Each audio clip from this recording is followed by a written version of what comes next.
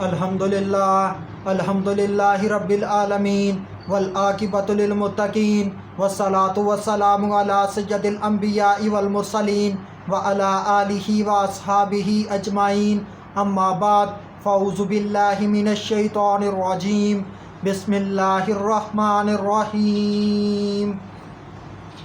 کذبت قوم لوط المرسلین۔ صدق اللہ العظیم۔ ان اللہ وملائکتہ یصلون علی النبی یا ایھا الذین آمنوا صلوا علیہ وسلموا تسلیما۔ اللہم صلی علی سیدنا و مولانا محمد وبارک وسلم وصلوا علیہ۔ الصلاۃ والسلام علیک یا سیدی یا رسول اللہ، الصلاۃ والسلام علیک یا سیدی یا حبیب اللہ، الصلاۃ والسلام علیک یا سیدی یا محمد الرسول اللہ صلی اللہ علیہ وآلہ وسلم۔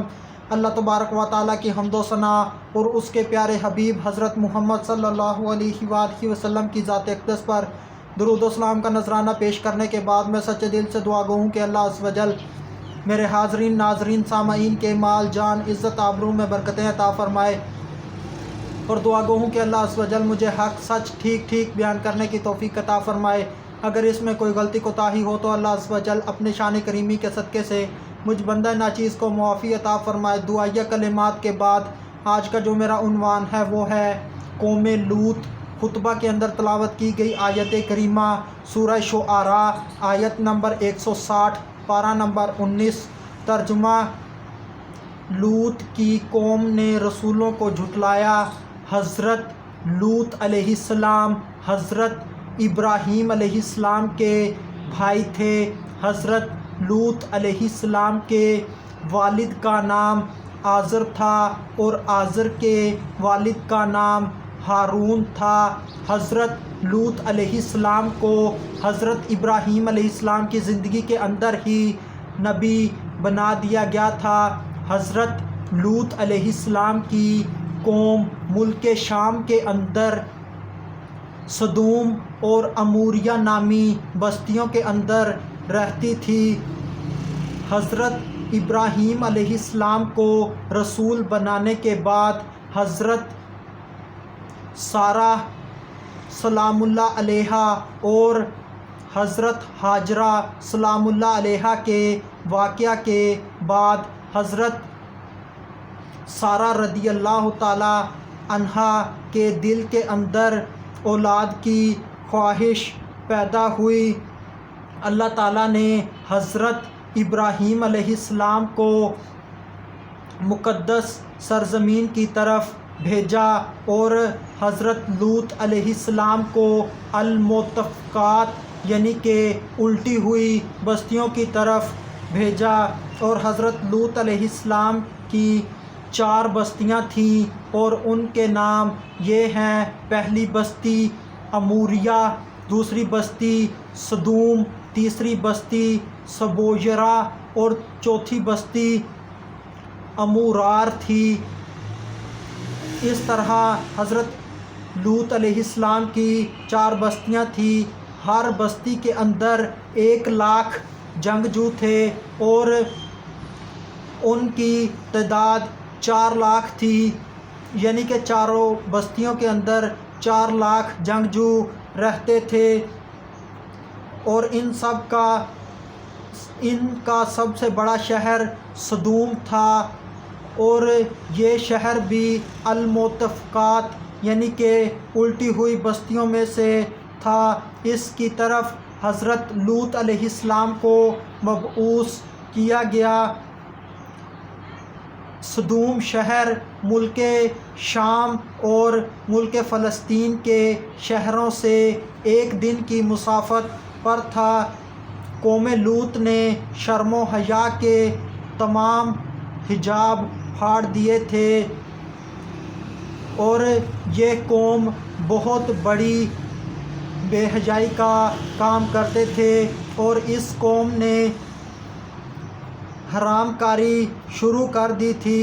حضرت ابراہیم علیہ السلام دراز گوش پر سوار ہو کر قوم لوط کی طرف آئے اور ان کو نصیحت کی، تو قوم لوط نے نصیحت قبول کرنے سے انکار کر دیا۔